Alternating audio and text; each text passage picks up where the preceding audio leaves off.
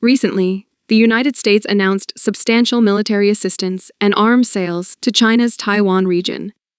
Its National Defense Authorization Act for fiscal year 2025 includes negative sections on China. In response, China has taken countermeasures by sanctioning the following 7 U.S. military firms: In Situ, Hudson Technologies, Saronic Technologies, Raytheon Canada, Raytheon Australia, Aircom, and Oceaneering International. Here's what Mao Ning of the Ministry of Foreign Affairs of China had to say. 美国近日再次宣布向中国台湾地区提供大额武器援助，并出售武器。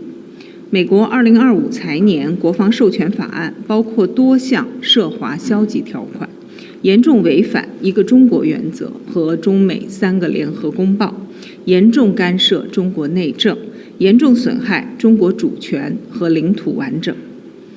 依据《中华人民共和国反外国制裁法》有关规定，中方决定对7家美国军工企业及相关高级管理人员采取反制措施。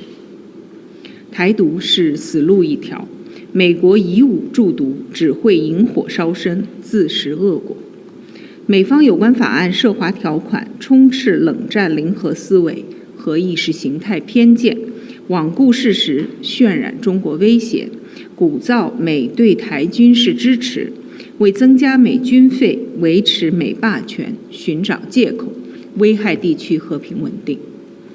中方敦促美方恪守一个中国原则和中美3个联合公报，特别是817公报的规定，立即停止以任何方式武装台湾，客观理性看待中国发展和中美关系，不得实施有关法案涉华消极条款，停止采取损害中国利益的错误言行。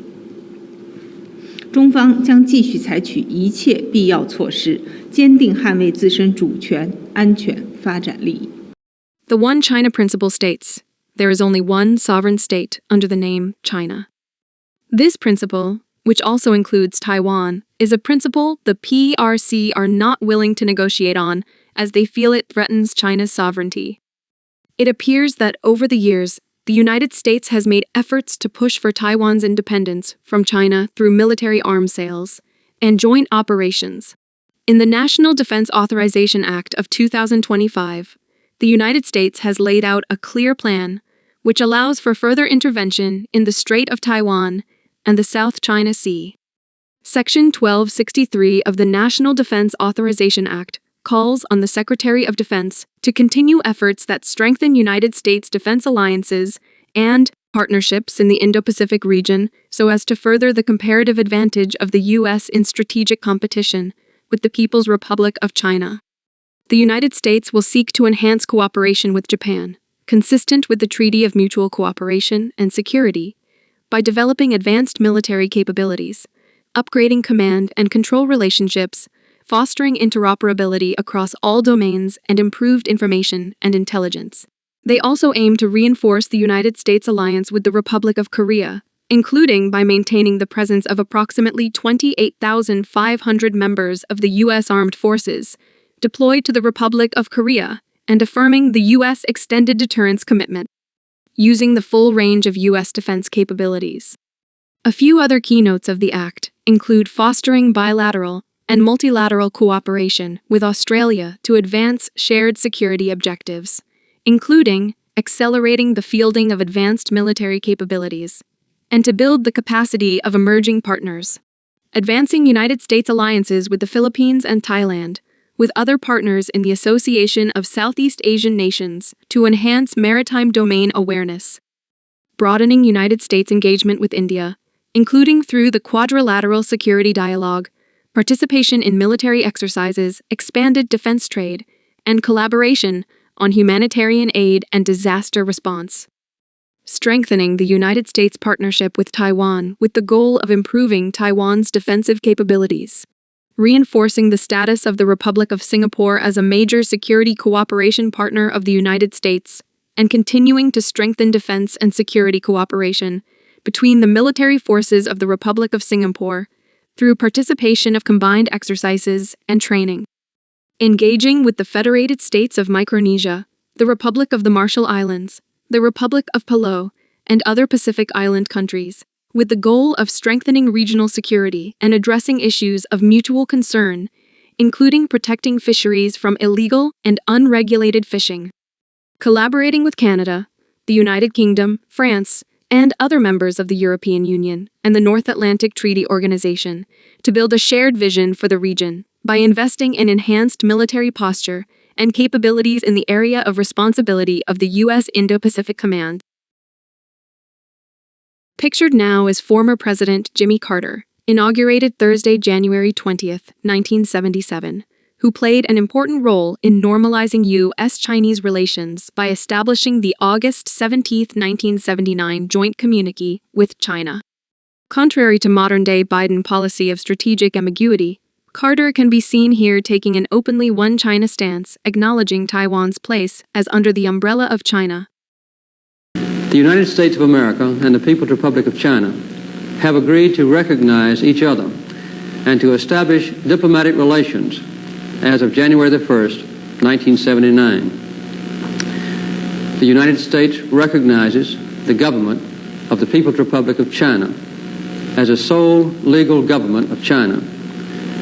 Within this context, the people of the United States will maintain cultural, commercial, and other unofficial relations with the people of Taiwan. The United States of America and the People's Republic of China reaffirm the principles agreed on by the two sides in the Shanghai Communique of 1972 and emphasize once again that both sides wish to reduce the danger of international military conflict. Neither should seek hegemony, that is, the dominance of one nation over others, in the Asia-Pacific region or in any other region of the world, and each is opposed to efforts by any other country or group of countries to establish such hegemony. Neither is prepared to negotiate on behalf of any other third party or to enter into agreements or understandings with the other directed at other states.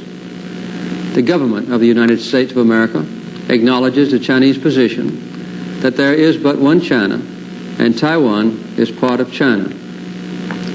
Both believe that normalization of Sino-American relations is not only in the interest of the Chinese and American peoples, but also contributes to the cause of peace in Asia and in the world.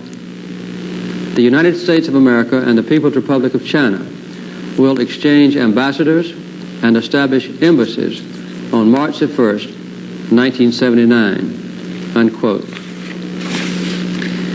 Yesterday, our country and the People's Republic of China reached this final historic agreement.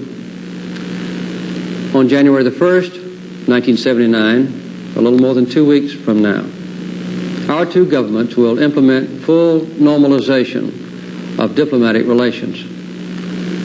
As a nation of gifted people who comprise about 1/4 of the total population of the earth, China plays already an important role in world affairs, a role that can only grow more important in the years ahead. The question of arms sales to Taiwan was not settled in the course of negotiations between the two countries.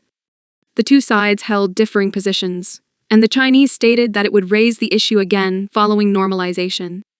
China reiterated that the question of Taiwan is China's internal affair to be handled by the PRC, while the United States claimed that it has no intention of infringing on Chinese sovereignty and territorial integrity.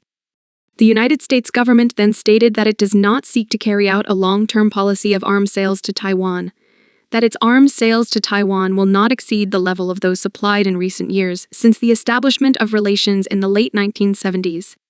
In 2014, the National Committee on U.S.-China Relations featured Jimmy Carter during the 8th Annual China Town Hall to discuss issues pertaining to tensions between the two nations. I think that the leaders of the Communist Party will be flexible enough to accommodate demands from their own people in order to keep the Communist Party in charge. That's my belief. And as I just mentioned in the closing remark on my previous answer, I think that perhaps Deng Xiaoping had more flexibility in seeing democracy take hold than some of his successors have. And recently, my impression is that there's been a tightening up of security in China. And I would say that that happened under Hu Jintao, the previous president of China, and also under Xi Jinping. My own personal opinion, and Chinese may differ with me, I think Xi Jinping is probably the most forceful leader that China has had since Deng Xiaoping. And I think he's determined to preserve the paramount nature of the Communist Party system. And I don't see any present prospect of that being changed with any sort of Western-style democracy. And you notice from the public opinion poll that I quoted to you earlier that his emphasis on the nationalism and sovereignty of China and the worth of the present political and economic system creates doubt about America, because America is understood by many Chinese to be trying to restrict China's development economically and politically and militarily, and to restrict the progress that's being made in China, which I think is false, but it's a belief that has been engendered in China. Is Jimmy Carter correct to paint Xi Jinping as a forceful leader? Or has the U.S. failed on its obligation to not become a hegemonic power in the region? Are the Chinese building up its military in order to protect its interests and sovereignty in response to the United States restricting its development? Let us know what you think in the comments below.